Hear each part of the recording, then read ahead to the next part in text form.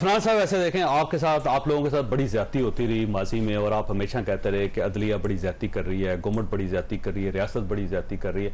आज आपके मुखालफिन के साथ वही सलूक हो रहा है। आज आप इतने खुश क्यों? आपको चाहिए कि आप उनकी साइड लें ताकि कम से कम दूसरों के साथ वो ज्यादती नहीं होनी चाहिए जो आपके साथ हुई थी। जी, बिस्मिल्लाह रहमान रहीम। देखिए, बात ये है चौधरी साहब के हमने 2013 से 2018 तक की जो हमारी हुकूमत थी उसमें पीटीआई के जितने लीडरान थे इन्होंने हमारे खिलाफ वो लंदन प्लान भी बनाया, फिर धरने भी दिए, फिर वो अंपायर की उंगली भी थी, फिर वो सारा कुछ तब्दीली का साल है और वो सारा आरटीएस को बिठाया। उसके बावजूद हमने इनको कुछ नहीं कहा। सही, पिछले 16 महीनों में जो आप मेरी गुजारिश सुन लें ना आप, ये 16 महीने मेरी गुजारिश सुन लें। हमने इन्हें कुछ नहीं कहा। इन्होंने उसके बाद जो हरकतें की 4 साल, वो सारे पाकिस्तान ने देखा कि सारी हमारी लीडरशिप को बंद कर दिया, किसी को छोड़ा ही नहीं, सबको ही बंद कर दिया। और कोई थोड़ा सा बोलता था उस पर झूठे केसेस बना देते थे। ये 4.25 साल ये सिलसिला चलता रहा। तो अब बात ये है कि अब जब इनके ऊपर आया है तो ये कम से कम ये इसमें एक अच्छी चीज़ ये, पॉजिटिव चीज़ ये है कि ये जब भुगतेंगे तो कम से कम इनको अगली दफ़ा, क्योंकि हमने तो कुछ नहीं किया था इनके खिलाफ, इन्होंने हमारे खिलाफ किया। अब वो मुकफ़ात अमल इनके साथ हो रहा है जो, और वो इसलिए अच्छा था कि फिर तो ये सिलसिला चलता रहेगा। कल डॉक्टर साहब आएंगे इक़्तिदार में तो आपको गिरफ्तार कर लें, तो फिर इसका मतलब ये होगा हर बार आपने यही करना है। नहीं, हमने तो नहीं किया ना, मैंने यही तो आपको बताया। हमने तो 16 महीने चार्ट ऑफ डेमोक्रेसी नहीं, हमने चार्ट ऑफ डेमोक्रेसी में तो 2013 से 18 की बात करो ना, चार्ट ऑफ डेमोक्रेसी हमने किया। हमने कोशिश की कि इनकी पख्तूनख्वा की गवर्नमेंट भी ना गिराए। हम गिरा सकते थे, नहीं गिराई, लेकिन उसके बावजूद जो है जो कुछ हुआ उसमें फिर। अच्छा, वैसे मुझे बाज़ फील होता है कि ये जो 16 महीने की गवर्नमेंट है इसे आप अपनी हुकूमत नहीं समझते। नहीं, हमारी हुकूमत ऐसा थी भी नहीं, क्योंकि कोalition थे 12 जमातें। कानून आपके, ठीक है, दाखिला आपके, ठीक है, लेकिन खजाना आपके, लेकिन हुकूमत उस तरह नहीं थी, क्योंकि ज़रा कोalition गवर्नमेंट से आपने बचाया पाकिस्तान को, मुल्क को आपने बचा लिया। ठीक है, लेकिन कोalition ठीक कर लेते नहीं, वो इतनी जल्दी इसमें यही हो सकता था जो हमने किया।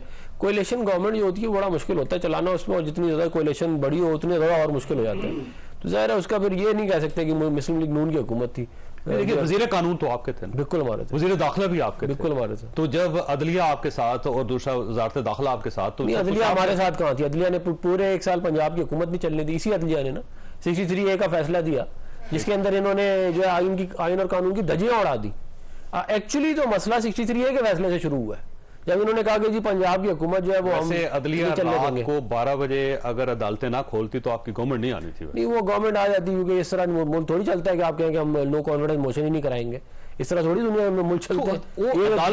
आपकी गवर्नमेंट बनी थी बस? नहीं, हमारी कोई अदालत की वजह से नहीं बनी थी। वो नो कॉन्फिडेंस मोशन थी, वो उसको कर ही नहीं, टेकअप ही नहीं कर रहे थे।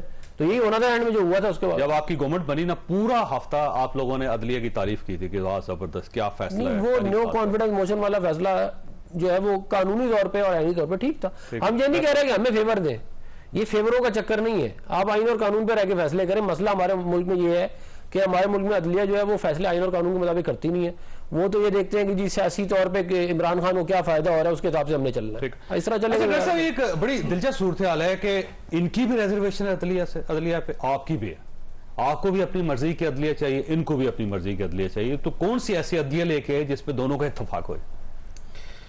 बिस्मिल्लाह साहब, इस तरह है कि हमारा, देखिए, अगर आप हमारी हिस्ट्री देखें, हम लोगों ने कभी अदलिया के हम फैसलों से एग्री करे ना करे वो हमारा राइट है। आप अगर वो मेरे खिलाफ देता है, मैं ये समझता हूँ मैं सही हूँ, वो अपनी जगह है। हमने कभी अदलिया को डायरेक्ट कन्फ्रंट नहीं किया। सर, किया है ना सर? हमने नहीं किया कन्फ्रंट। जज नहीं थे। एक मिनट है जी, उसमें देखें, हम लोगों ने एज अ पार्टी हम लोगों ने उसको कोई वो चीज नहीं की, ना हमने उसके सामने जाके कुछ किया। वो क्या है, अवाम अगर कुछ करती है उसमें हमारा कोई वो नहीं है। देखिए, हर एक इंसान के बोला, लेकिन हम लोगों ने एज ए पॉलिटिकल पार्टी, जैसे राना सनाउल्लाह, जैसे मरियम नवाज, ये जाके सुप्रीम कोर्ट के सामने खड़े होकर उन्होंने एक एक जज का नाम लेते हुए उन्होंने उनकी बातें की है। इस तरह हमने कभी नहीं किया। जिस तरीके से अदलिया के ऊपर आज भी कंप्लेंट चल रही है, जिस तरह अदलिया के ऊपर साहब के खिलाफ रेफरेंस दायर किया। देखिए, वो रेफरेंस दायर करने का एक सही तरीका था, लेकिन हैविंग सेड दैट थिंग, उसमें माफी मांगी प्राइम मिनिस्टर ने मांगी, कानून ने माफी मांगी, अच्छी बात है, बड़कपन है, गलती की, माफी मांग ली। नहीं, जब आपको पता चला कि वो भाग गए, उसके बाद मांगी आपने। जो भी है ना, जो भी है, जिस वक्त मर्जी पता चला ना, अच्छी बात है, माफी मांगी।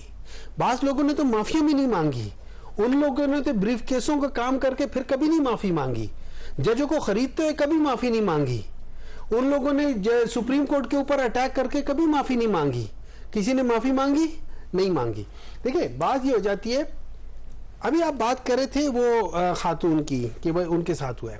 देखिए मुझे सर बताएंगे, हारून साहब बताएंगे कि वो एक मेरे ख्याल में वो है सीआरसीपी का 1471 या कौन सा उसका 147 उसका 1 है जो औरतों के लिहाज से होता है कि अगर उन्होंने कत्ल भी किया हो और वो 90 दिन से ज्यादा उन्होंने गुजार लिया है, हिरासत में नहीं रखा, तो हिरासत में नहीं रखा जा सकता। बिल्कुल ठीक। पुलिस यहाँ पे कितनी औरतें हैं 75 साल, ऑलमोस्ट टचिंग 80, उनको भी हरासमेंट रखा हुआ है। सर मसला यही है, देखिए बात यही है कि जो इंसाफ आप श्री मजारी साहबा को दे रहे हैं, आप ईमान मजारी साहबा को दे रहे हैं, वो पाकिस्तान की हर औरत को मिलना चाहिए। बिल्कुल मिलना चाहिए। देखिए मैं आपको एक बात बताऊं, पाकिस्तान का मेरा जो मेन मसला है ना, मेरा मसला ये है कि मैं ये समझता हूं कि पाकिस्तान की जो जुडिशरी है या जुडिशियल सिस्टम है, उसमें अनफॉर्चुनेटली हमारे लॉयर्स भी आते हैं और उसमें हमारे जजेस भी आते हैं। यहाँ पे सिस्टम ये है कि मैं अपने मकसद के लिए, अगर मैं लॉयर हूं ना, मैं अपने मकसद के लिए अननेसेसरी डिले करता रहूंगा। हमने ये भी देखा है कि जो सीनियर जज है, सीनियर वकील है, वो बैठा हुआ है, जब जूनियर वकील नहीं आया तो उसने कहा कि जी मुझे आप डिले कर दे, मेरा जूनियर वकील नहीं आया। और हमने ये भी देखा है कि जजेस ने जहां पे आपको 1 हफ्ते या 1 महीने में केस या 3 महीने में केस का आ जाना चाहिए था, वो 30 साल चलता रहा है।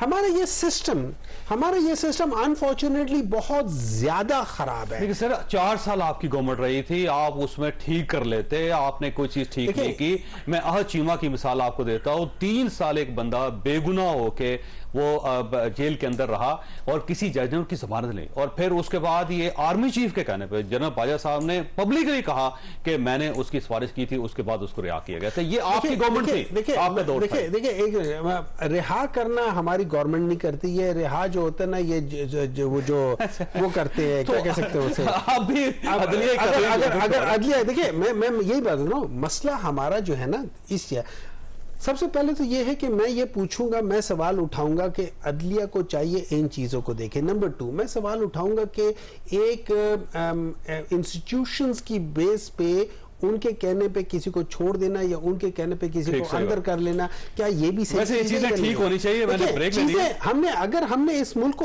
आगे बढ़ाना है ना, आज के बाद पीछे जो हुआ है, गलत हुआ है, सही हुआ है, उसको छोड़ दे। आज के बाद बढ़ाना है तो हमने रूल ऑफ लॉ हर एक के ऊपर लेकर आना है, और रूल ऑफ लॉ के लिए सबसे इंपॉर्टेंट चीज है कि हमें जुडिशियल रिफॉर्म्स चाहिए। जुडिशियल रिफॉर्म्स जब तक नहीं आएंगे सही मानों में, उस वक्त नहीं करेगा। सवाल डॉक्टर साहब फिर वही है कि अगर चौधरी परवेज इलाही साहब रिहा हो जाते हैं, अगर इमरान खान साहब रिहा हो जाते हैं, अगर शाह महमूद कुरैशी साहब रिहा हो जाते हैं, तो फिर रूल ऑफ लॉ की मुल्क को जरूरत नहीं। छोटी सी ब्रेक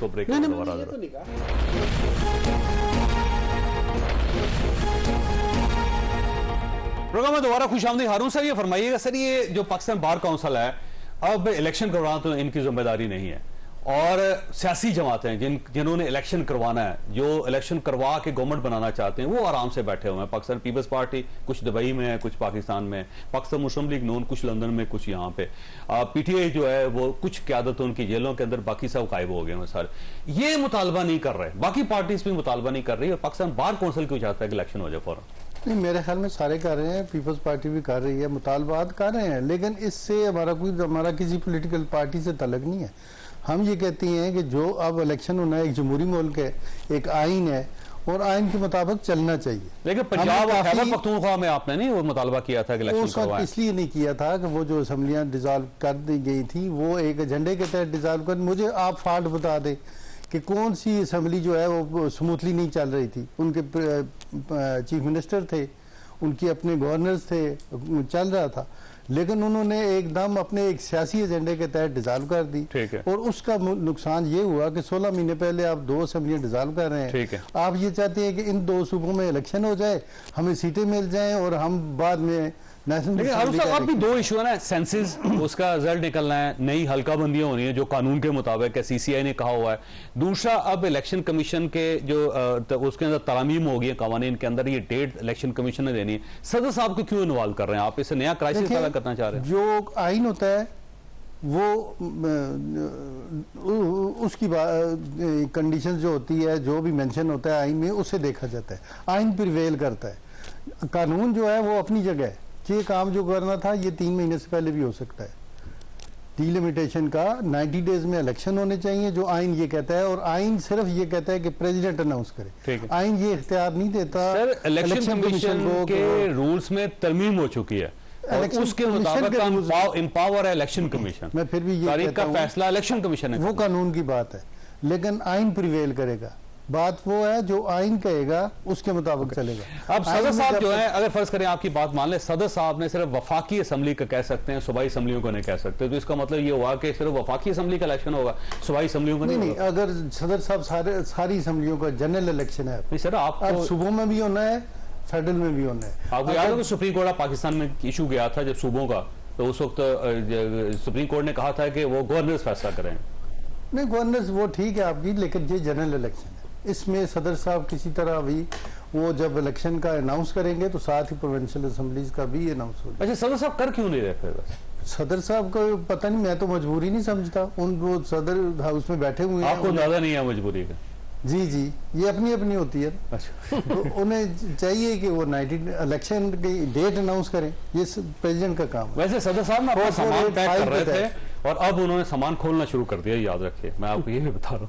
अब सामान खोल रहा है उनका वहां पे, अगले 7-8 महीने में हैं वो सदर। जी, सदर तो कॉन्स्टिट्यूशन कहता है कि जब तक नए सदर नहीं आते तब तक वो उस पोस्ट पे रहेंगे। ठीक है।